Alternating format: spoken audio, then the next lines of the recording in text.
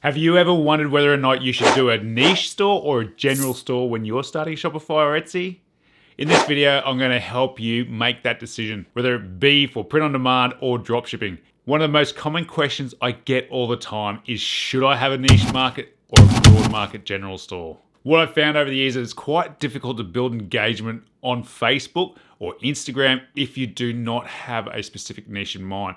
So being in a niche group allows you to broaden out what you're actually testing and still build a relevant brand for each person that's following you. What we're aiming to do when we're building these brands is build an engagement base, a base of customers that absolutely live and breathe everything that we're doing for them. So being relevant is critical to our success. By grouping niches, you're able to dramatically increase the phrase and design output for a lot less effort. If you haven't found a niche yet, I suggest you check out my other video, how to find niches, because that's going to help you have one, because it's important that we start with at least one in mind. Having one niche then allows you to start looking at what the broader niche for that category is. So instead of focusing on one niche, what we're aiming to do is have a handful. So if you were to choose nursing, the broad category for that would be healthcare workers.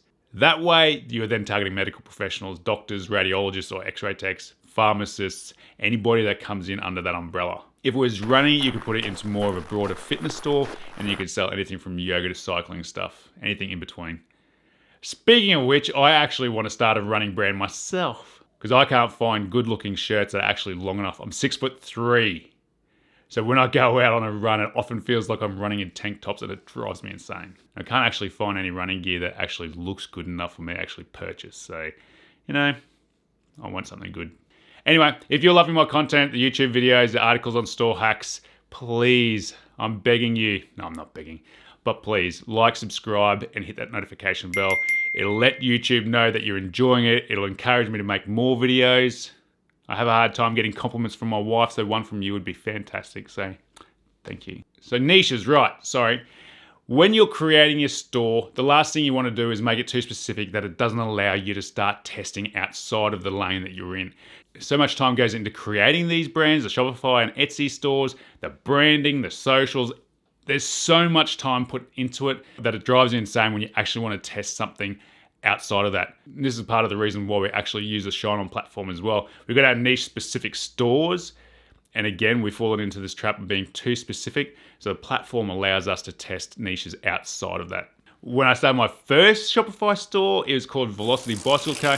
And guess what? It was very difficult to sell to golfers, to hunters, and anybody that didn't actually fit into the cycling niche. Selling to nurses or the beer niche was completely out of the question. My second store, I didn't do too much better. I'm a slow learner. Instead of pigeonholing myself to a niche, I did it to a product. It was called Need Those Sneakers, and it made it very difficult to sell blankets, to sell pillows, to sell anything that was actually outside of sneakers. But I did do $500,000 in about 3 months, so it wasn't a complete failure. So success in print on demand comes down to consistently launching and testing for new winners.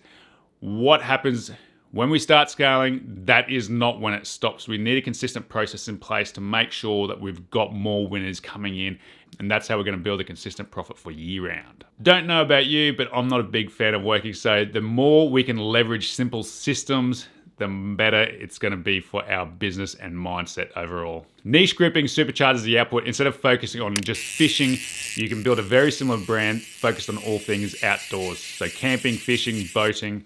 Or for folks who like to customize vehicles, it could be bikers, hot rodders, off-roaders, motocross. You can build a very similar brand or a very relevant brand that caters to all those folks in that particular category. So by grouping like that, what it allows you to do is take phrases like this: God is great, beer is good, and people are crazy, and turn it into God is great, beer is good, fishing is fantastic, and people are crazy. It could be batshit crazy. If you're on Etsy, you can swear on there. Or God is great, beer is good, camping is fantastic, and people are crazy. So you're just swapping out that niche word and putting in a different niche graphic just to make it relevant to that person. So one phrase in 5 niches, you get 5 designs. Simple maths, really. 5 phrases by 5 designs equals 25. It doesn't take much to see how that scales out. So you're looking for phrases that can be expanded across those other niches. And that's another thing with the Facebook pixel. What you want to make sure is that when you are testing, Particularly in these niche categories, you don't want to step outside of the product that you're actually testing. If you find that you're not having any success with that particular product, wait until you've closed the ads down for everything before you start focusing on a different product for your niches. In your ad copy, make sure you're also mentioning the niche you're targeting. It'll help the algorithm do its thing. If you like this vid, make sure you like, subscribe, hit that notification bell. It'll help YouTube find more people that want to watch it as well. Thanks so much for watching.